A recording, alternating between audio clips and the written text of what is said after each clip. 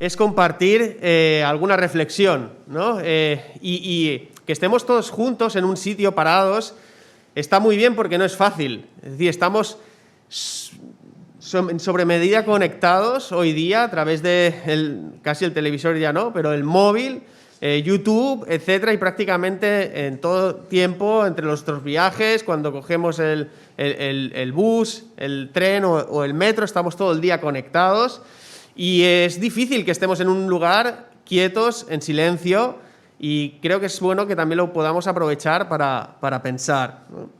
Bueno, no sé cómo lleváis el tema de los preparativos esta Navidad. Un poco de incertidumbre, no sabemos muy bien qué va a pasar también a nivel de pandemia, las restricciones, etcétera. O sea que tenemos que ser ágiles más que nunca en este tiempo. Y creo que incluso, ya sabéis que estamos en un periodo un poco como de crisis, ¿no? Y creo que hasta Papá Noel y los Reyes Magos están teniendo problemas en la cadena de suministro, están siendo afectados. Entonces yo creo que es bueno también que lo tengamos en cuenta, ¿no? Por si a veces no llegan a la hora los regalos, pero es algo que nos está poniendo un poco ansioso. A mí me pone un poco ansioso todo el tema de los regalos, porque bueno, uno va viendo que se acercan las fechas, ¿no? Y uno va investigando por ahí cuáles son los regalos. Yo veo con mis hijas, como es, las niñas cuando vamos al centro comercial, pues cogen también esos libros donde aparecen todos los regalos para que luego puedan escoger y enviar su carta a los Reyes Magos, etcétera, ¿no? Entonces, bueno, hay toda una labor de investigación que no es nada poco, ¿eh? Os traigo solo un par de... Como que no hay cosas en la vida hacer, en tu día a día, pues aquí tienes unos cuantos libros, que no son pocos, porque además cogen ahí donde van, sea el Dream, el Corte Inglés, el Tío Sam, etcétera, y uno va cargadísimo, y uno espera tener más tranquilidad en la época de Navidad, pero no, te ponen deberes. Entonces, aquí tenemos un montón de libros para estudiar, ¿no? Y mientras tanto te van llamando los abuelos, preguntando, nene, ¿ya sabes lo que...? Y yo, ostras, y es verdad que si tienen que estar pendientes de nosotros, no veas, porque uno está con las cosas del día a día, con el trabajo, con etcétera, y no va dando la respuesta sobre qué cosas les gustan, ¿no? A los niños y a las niñas. Y bueno, claro, también se ponen nerviosos porque con esto de la crisis y lo de que decía ahora de la cadena de suministro, lo del gran apagón y cualquier cosa, pues al final a ver si vamos a ser los únicos que nos quedamos, ¿no? Sin. Y al final te pones a ello. Entonces uno se pone a ver qué es lo que quieren pedir, las niñas en este caso. Y cuando uno ya sabe qué es lo que quiere, entonces yo, por ejemplo, llamo a mi madre y le digo, mamá, que ya sé lo que quieren. Entonces le digo, mira, es esto. Y me dice, ¿seguro? Y dice, sí, claro. ¿Es esto? Y dice, no, porque a mí me dijo otra cosa. Y yo, no sé, mamá. Bueno, pues ya está, voy a ver. Y voy a ver y al final preguntas y no quería ni eso ni lo otro. Pues ya ha cambiado. Entonces te das cuenta que al final dar a los niños el regalo que les gusta es como jugar en bolsa. No sabes cuál puede ser el momento indicado, porque depende la hora que tú preguntes, depende si los niños han ido o no al cole, depende en qué franja hayan visto los anuncios en la tele, puede variar. Entonces es bastante complicado, ¿no? Pero ese es el gran problema de preguntarle a los niños qué es lo que quieren. Porque si nosotros, que somos mayores, no sabemos lo que queremos, ¿no? ¿Cómo los niños siendo pequeños van a saber realmente lo que quieren? ¿No? Y es algo que a los padres nos gusta mucho y nos hace ilusión a los abuelos, a los padres y a todos, y es ver a un niño cuando va a abrir sus regalos. Hay una ilusión que se percibe y es lo que a todos nos gusta ver, ¿no? Por cierto, que los niños no están más contentos por tener muchos más regalos. De hecho, está comprobado que cuanto más montón de regalos haya, más ansiedad por abrirlos y menos disfrute después. Pero sí que es verdad que es emocionante ver a un niño cuando ve el regalo y se acerca para abrirlo, ¿no? Para abrir todo el envoltorio. Yo algo que pienso en estas fechas es algo que seguramente, si lo pienso yo, mis padres más aún, las generaciones mayores aún más, y es que en mi época no regalaban tantos regalos como ahora, ¿no? ¿No lo pensáis? Y claro, yo pienso, y en mis padres, ¿no? Y en mis suegros y tal, y seguro que ellos más aún, menos regalos, ¿no? Entonces, pero sí que es verdad que cuando piensas en tus regalos, o miras atrás en el tiempo, seguramente hay algún regalo que aún recuerdes con emoción, ¿no? No sé si os viene, ¿no? a alguien algún regalo. ¿Os acordáis de algún regalo, por ejemplo, que os hayan regalado, pequeños? ¿Alguien me lo explica? ¿Alguno? A ver, Ana. Yo me acuerdo de una muñeca que se llamaba Virginia y que daba besitos. Ah, mira, la Virginia Besitos. De famosa. ¿Ves? Este regalo es el único que me acuerdo. Mira, ¿ves? Y probablemente hemos ido recibiendo muchos. ¿Alguien más? ¿Algo que se acuerde de un regalo? Sí, yo también me regalaron una muñeca, pero se llamaba Diana. Andaba, la llevaba de la mano, andaba, y movía la cabecita y decía, mamá, mamá. ¿Ves? Tenemos a Virginia y a Diana, ¿no? Y así seguramente pues vamos ampliando, ¿no? Yo también tengo recuerdo de algunos regalos que, un par de ellos, ¿no? En una ocasión me acuerdo que nos regalaron como un paquete que habían 12, se llamaban G.I. Joe, ¿no? Que eran como los grupos especiales, y yo disfrutaba un montón, hasta que realmente, me duró bastante. Es decir, yo jugaba por las noches y además lo que hacía es coger un dado normal del parchís, y yo me montaba historias así, me entretenía así. Cogía los muñecos y, por ejemplo, ahora no os voy a... y tiraba el dado y en función del número que saliera, el muñeco hacía una cosa o hacía la otra, ¿vale? Y así me iba montando una serie de historias, ¿no? O sea, que realmente... Y me duraron bastante, hasta que yo pensé en una edad, digo, ¿aún estoy jugando con los juegos, con los muñecos, no? Y bueno, chico, que vas a la universidad ya, no, es broma. No, pero sí que para los 13 o así aún jugaba, ¿no? Y otro más, por ejemplo, que a mí me llamó mucho era algo que deseaba mucho, que era una videoconsola. Y que en ese tiempo, además, mi padre me lo hizo trabajar un poco también, que era ganarme las crucecitas de haciendo tareas y portándote bien. Entonces también eso ayudaba, ¿no? Y al final me acuerdo que me regalaron la consola y era de noche, además, o sea que no pude jugar mucho. Y yo solo jugaba los fines de semana, mis padres no me dejaban entre semana, entonces jugaba los fines de semana a la videoconsola, lo cual es un acierto para mí, ahora a mí modo de entender que soy padre, pero antes no. Entonces, y me acuerdo que yo estaba tan ilusionado que me iba y me llevaba el mando a dormir conmigo. O sea, el cable durmiendo con el mando. O sea, pero ¿sabéis por qué me he acordado de eso? Y eso es verdad. Porque mi hija Carla, en una ocasión, cuando abrió los regalos, pues abres lo que es el envoltorio y te encuentras pues el regalo, pero con la caja o con el plastificado, ¿no? Lo que es Y ella dijo, papá, me voy a reservar uno para mañana, ¿sabes? Y así lo abro mañana y juego con esta muñeca mañana y ahora juego con otros, ¿no? Se lo dosificaba la niña, ¿no? Entonces, y me dijo, papá, ¿puedo dormir con la caja? Y digo, a ver, pero es una tontería, ya jugarás mañana, ¿no? Y luego me acordé de eso, ¿no?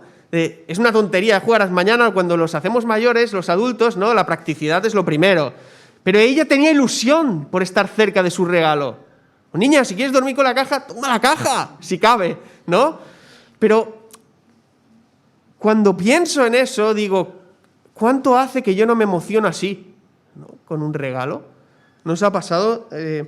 ¿Cuánto hace que no vives realmente un regalo de esta manera, con tanta ilusión y con tantas ganas de estar cerca de ese regalo? No importa si es la caja, ¿no? Entonces, si tú te fijas con qué determinación un niño va directo a ese regalo y con qué ilusión y ganas abres el envoltorio para encontrar lo que hay dentro, para descubrir lo que hay dentro, así haríamos también nosotros con este libro, si supiéramos realmente cómo afecta lo que hay aquí dentro a nuestra alma.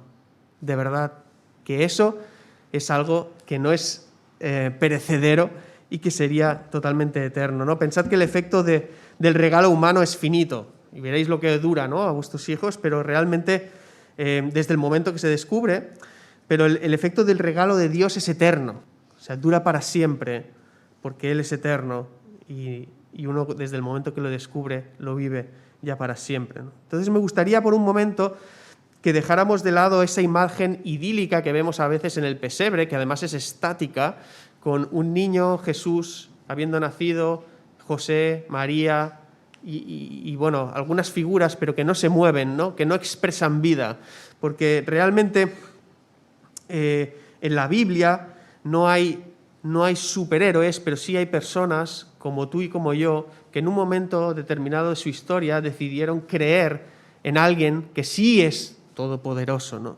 Y ese pesebre habían personas realmente de carne y hueso, como tú y como yo, en un lugar donde realmente hacía mal olor, porque habían animales, ¿no? O sea, que no era un lugar ideal para nacer. Y nuestra historia comienza allí, en una casa humilde de la población de Nazaret, en la región de Galilea, hace 2000 años. Voy a leer un texto de ese momento cuando Dios se dirige a través de un ángel a María para comunicarle que ella va a ser la madre del niño a quien llamarán Hijo del Altísimo y que salvará a muchos, ¿no? Dice, eso está en uno de los evangelios que he escogido, que es en este caso el de Lucas, que además de ser médico era un gran periodista, y relata exactamente todas las cosas que él, pues muy cuidadosamente fue investigando. Esto es en el primer capítulo de Lucas, en el versículo 26 al 38, dice, al sexto mes,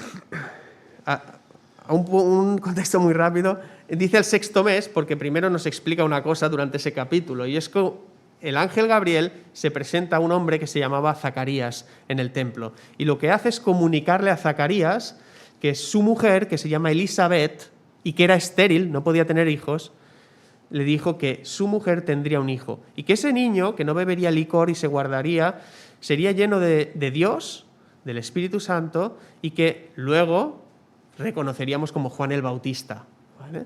Entonces dice que después de 6 meses de que sucediera eso, ¿vale?, este mismo ángel Gabriel se presenta a otra persona, que era familia, que era prima, y se llamaba María, ¿vale? Y dice, y al sexto mes el ángel Gabriel fue enviado por Dios a una ciudad de Galilea llamada Nazaret, a una virgen desposada con un hombre que se llamaba José, de los descendientes de David. Y el nombre de la virgen era María. Y entrando el ángel le dijo, «Salve, muy favorecida, el Señor está contigo, bendita eres tú entre las mujeres». Pero ella se turbó mucho por estas palabras y se preguntaba, ¿qué clase de saludo sería este? Y el ángel le dijo, «No temas, María, porque has hallado gracia delante de Dios. Y he aquí, concebirás en tu seno y darás a luz un hijo y le pondrás por nombre Jesús», que proviene del nombre hebreo Yeshua, que quiere decir Dios salva, Dios salvación, ¿no? Y le pondrás por nombre Jesús. Este será grande y será llamado Hijo del Altísimo, y el Señor Dios le dará el trono de su padre David, y reinará sobre la casa de Jacob para siempre, y su reino no tendrá fin. Entonces María dijo al ángel, «¿Cómo será esto? Porque yo soy virgen». Y respondiendo el ángel le dijo, «El Espíritu Santo vendrá sobre ti, y el poder del Altísimo te cubrirá con su sombra. Por eso, lo santo que nacerá será llamado Hijo de Dios». Este no es como Juan el Bautista, que decía, alguien que no tomará tal y será lleno de Espíritu Santo. Dice, aquí es al revés, aquí es que alguien que es santo nace. Es diferente en esencia. Y he aquí tu parienta Elisabet, en su vejez, también ha concebido un hijo, y ese es el sexto mes para ella, la que llamaban estéril. Dice, porque ninguna cosa será imposible para Dios. Entonces María dijo, he aquí la sierva del Señor, hágase conmigo conforme tu palabra, y el ángel se fue de su presencia. Bueno, aunque los historiadores no se ponen de acuerdo sobre la edad de María, estamos hablando que era una persona realmente joven. Para esas épocas era así, funcionaba así, pero estamos hablando de una niña, que ahora sería entre 13 y 14 años aproximadamente, o sea que era realmente joven y que estaba desposada con José. En aquella época, en la cultura judía, cuando alguien se desposaba con alguien, quiere decir que se comprometía, pero era un compromiso real, que tenía validez legal, en el sentido que se comprometían y estaban un año, no tenían relaciones, este es son novios, comprometidos, pero eso tenía una validez legal, que si te ibas con otro sería visto igualmente como un adulterio, ¿no? En este caso. Entonces había ese compromiso entre ellos dos. Y sería aproximadamente un año después cuando harían la boda. Es decir, que María era alguien que tenía planes. Probablemente estarían preparando ya el convite, ¿no? Si aquí por un día de boda nos tiramos meses para prepararla, imagínate en esa época que son varios días, ¿no? O sea que probablemente estarían ahí, reservando el restaurante y preparando lo que es las mesas, donde estarían los familiares, etcétera, que es una tarea muy divertida para aquellos que nos hemos casado. Pero ella tenía una serie de planes, y cuando tenía esa serie de planes, Dios irrumpe en su vida, en su historia, para enseñarle, para mostrarle que va a suceder algo y que le hará partícipe de la voluntad de Dios y de su propósito. Y María tiene muchas preguntas, porque no lo entiende todo. Y lo primero que no entiende es cómo ella, que es virgen, vaya a tener un niño. Y su respuesta, pero cree en un principio que sí que dice el ángel, y es que no hay nada imposible para Dios. Eso fue lo diferente que pasó con Zacarías, cuando el ángel Gabriel le dijo que tendría una mujer, y dice, ¿cómo va a ser eso si es estéril? Y además yo soy avanzado en edad. Y dice, por no haberme creído, ahora estarás mudo hasta que nazca. Aquí sucede algo distinto. A los dos se dirige Dios a través del ángel, a los dos se les comunica una cosa, los dos temen, a los dos se les dice que no teman, y los dos tienen preguntas que no saben cómo responder. Pero en cambio, una de ellas toma el principio de que no hay nada imposible para Dios y cree en eso. Y dice, hágase tu voluntad. Y ahí cambia la cosa. Nosotros, por naturaleza, decimos que ese principio no es cierto, porque decimos que Dios, si lo puede Dios todo, entonces ¿por qué permite esto? ¿Por qué permite lo otro? ¿Por qué lo otro? Pero este argumento no es válido. ¿Por qué? Porque sin darnos cuenta, nosotros estamos basando la realidad de la existencia de un Dios todopoderoso en función de las premisas que yo doy. Es como dice, aquí tengo a Dani, y digo, Dani no existe. Si Dani existe, ¿por qué no está trabajando para mí? Y Dani me dirá, no, un momento. Que yo no esté trabajando para ti no quiere decir que yo no exista. ¿Me explico? Es decir, no podemos basar la realidad de la existencia de Dios en las premisas que yo monto. No, porque a lo mejor no es su voluntad. Entonces, siempre habrá ese punto de fe que viene de confiar en lo que uno recibe. Mirad, hay algo curioso aquí. La primera parte del capítulo explica cómo Dios envió el ángel a Zacarías. Y en este caso, como decía, lo que sucede es al revés. El ángel va a María, que es quien va a tener el niño. ¿Y qué pasó en ese momento? La historia sigue y es una pasada.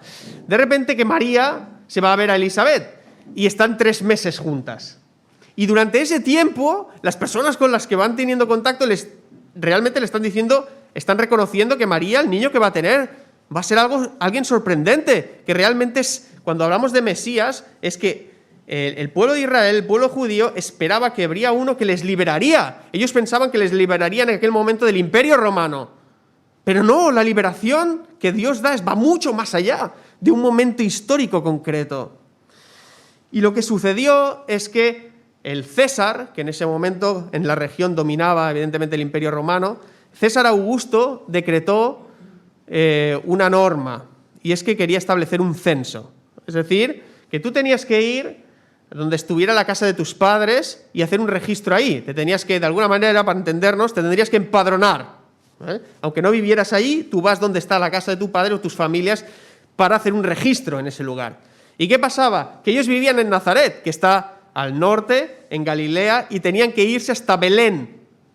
Y eso implicaba cruzar Siria, que en ese momento ahora no es Siria, pero en ese momento sí, y recorrer 111 kilómetros andando, con una persona encinta que estaba a punto de dar a luz. Bueno, las personas que sabéis lo que es estar encinta, y especialmente al final de todo, no es fácil recorrer 111 kilómetros andando. No es fácil ni es conveniente.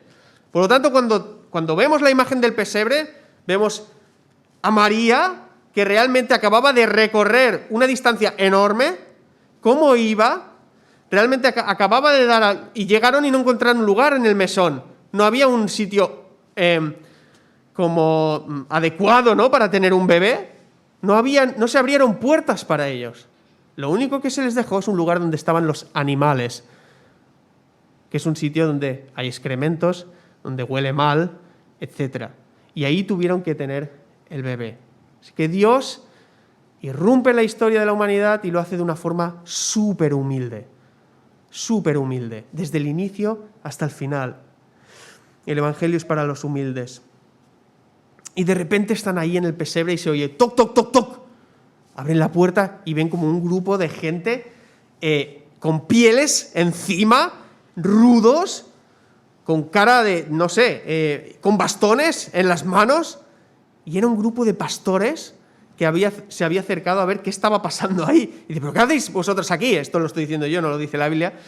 ¿Pero qué hacéis aquí vosotros? No sé qué. Es que acabamos de ver una cosa muy fuerte. Estábamos pastoreando las ovejas y se ha aparecido un ángel y después varios ángeles y nos han comunicado. ¿Pero qué? Y nos han dicho que había una señal, que estaríais aquí y que estaría este bebé reunido y que él ha venido a salvar al mundo. Y eso es lo que les empieza a explicar. Y María y José se maravillan de que realmente, ¿cómo es posible que esté sucediendo estas cosas? Entonces vamos a leerlo muy, muy rápidamente. Si queréis, es en Lucas capítulo 2. Versículo 8 dice, en la misma región había pastores que estaban en el campo cuidando sus rebaños durante las vigilias de la noche. Y un ángel del Señor se les presentó y la gloria del Señor los rodeó de resplandor y tuvieron gran temor. Mas el ángel les dijo, no temáis, porque aquí os traigo unas buenas noticias de gran gozo que serán para todo el pueblo, porque os ha nacido hoy en la ciudad de David un Salvador, que es Cristo, el Señor. Y eso os servirá de señal. Hallaréis un niño envuelto en pañales y acostado en un pesebre. Y de repente apareció con el ángel una multitud de los ejércitos celestiales, alabando a Dios y diciendo, gloria a Dios en las alturas y en la tierra paz entre los hombres, en quienes Él se complace. Y aconteció que cuando los ángeles se fueron al cielo, los pastores se decían unos a otros, bueno, pues vayamos pues a Belén y veamos esto que ha sucedido, que el Señor nos ha dado a saber. Y fueron a toda prisa y hallaron a María y a José y al niño acostado en el pesebre, y cuando lo vieron, dieron a saber lo que les había dicho acerca de este niño. Y todos los que lo oyeron se maravillaron de las cosas que les fueron dichas por los pastores. Pero María atesoraba todas esas cosas, reflexionando sobre ellas en su corazón. Y los pastores se volvieron glorificando a Dios y alabando a Dios por todo lo que habían oído y por todo lo que habían visto, tal como se les había dicho. Mira, María, y he tomado a María como un referente, como alguien humano, en el sentido de que, Jesús está por encima en este sentido, ¿no? Y María tenía dos misterios a resolver. El primero ya estaba resuelto, que es como yo siendo virgen voy a tener un bebé. Y se había acabado de cumplirse, ¿no? Pero aquí hay otro misterio también. Y es que, ¿qué decían los ángeles a los pastores? Decían, no temáis porque os traigo noticias de gran gozo que serán para todo el pueblo. La primera comunicación era para María, únicamente para ella, pero ahora había un mensaje que iba a impactar a todos, al resto. Porque os ha nacido a vosotros y a todas las personas, pues luego picarían los magos de Oriente, a vosotros y a todo el mundo unas noticias de gran gozo, que os ha nacido en la ciudad de David, y eso es importante, no es casual, porque ellos esperaban que el Mesías vendría justamente de las familias de David. Os ha nacido en la ciudad de David un Salvador, que es Cristo el Señor. Y fijaos que hemos cantado, ¿no? Noche de paz. La paz es algo que aparece constantemente. Algo que es muy interesante es ver qué es lo que comunican los ángeles, porque son personas que están cerca de Dios. Y el mensaje suyo era gloria a Dios en las alturas y en la tierra paz. Pero tú miras en tu entorno y miras a la tierra y hay paz. No hay paz. Entonces, aquí hay dos cosas. O Dios se ha equivocado, o nosotros no estamos leyendo bien lo que Él nos quiere transmitir. Y cuando te das cuenta y lees la Biblia, la clave, fíjate, sin leer más la Biblia, lo que hemos leído, solo lo que hemos leído. Versículo 14 dice, gloria a Dios en las alturas, que decían los ángeles, y en la tierra paz entre los hombres, en quienes Él se complace. Es decir, va a haber una paz para algunos. La disposición es para todos, porque el mensaje es para todos. Pero va a haber unos en quienes Él se va a complacer. ¿Y quiénes son? ¿Los que se portan bien? No, porque portándonos bien nunca vamos a alcanzar a ser aceptos a Dios, porque el primer mandamiento es amarás al Señor tu Dios sobre todas las cosas. ¿Y quién lo hace? Nadie. El segundo, amarás a tu prójimo, al de al lado, como a ti mismo. ¿Y quién lo hace? Nadie. Entonces, ¿cómo se va a complacer si lo que hacemos justamente es, ante Dios no estamos aprobados? Ninguno. Pero ahí viene la clave. Os ha nacido un Salvador, que a veces es una palabra que nosotros decimos muy fácilmente, pero está claro que si es un Salvador te tiene que salvar de algo. Y es que Dios en su día, y ellos lo sabían muy bien, ha determinado que aquellos que viven alejados de Dios y que no cumplen con sus mandamientos, no seguirán con Él después de esta vida. Y esto es todos nosotros. ¿Y por qué es un Salvador? Porque esta persona era santa. Y lo que pasó en la historia, y lo podéis leer en vuestras casas, es que fue creciendo con un propósito, que es dar la vida por aquellos que, todos nosotros, que no éramos capaces de ser aceptos ante Dios. Y por eso Dios sí ha abierto un canal y esperanza en la cual ya podemos ser salvos, que es Cristo. Es ese niño. Es creer. A pesar de que no entendemos todas las cosas ni damos respuesta a todas nuestras preguntas, hay un punto de fe y de confianza en lo que Dios dice. Decíamos al inicio que era el problema de preguntar a los niños qué es lo que quieren, porque nosotros no lo sabemos, ¿cómo lo va a saber, no? Ellos. Lo grande de un regalo es que es gratis, pero es gratis para el que lo recibe. Para el que lo da no es gratis, ¿no? Pero ¿sabéis de dónde viene la fuerza del regalo realmente? Un regalo no es mayor por las dimensiones que tiene, si es más grande o más pequeño. La grandeza del regalo es directamente proporcional a tu dificultad para obtenerlo por tu propia cuenta. Es decir, si tú a mí me regalas un lápiz, te lo agradeceré, ¿no? Pero bueno, seguramente me pueda permitir comprarme un lápiz, ¿vale? Si tú me regalas un Ferrari, pues a lo mejor te lo agradezco más, porque claro, lo tengo bastante complicado para adquirir eso, por mi propia cuenta. Pero si tú vienes y me dices que te regalo la vida eterna, entonces ya no te creo, porque no está en tus manos, a no ser que seas Dios. Y Dios da ahora la vida eterna a aquellos que creen en su Hijo y que reconocen que realmente han faltado a sus mandamientos, ¿no?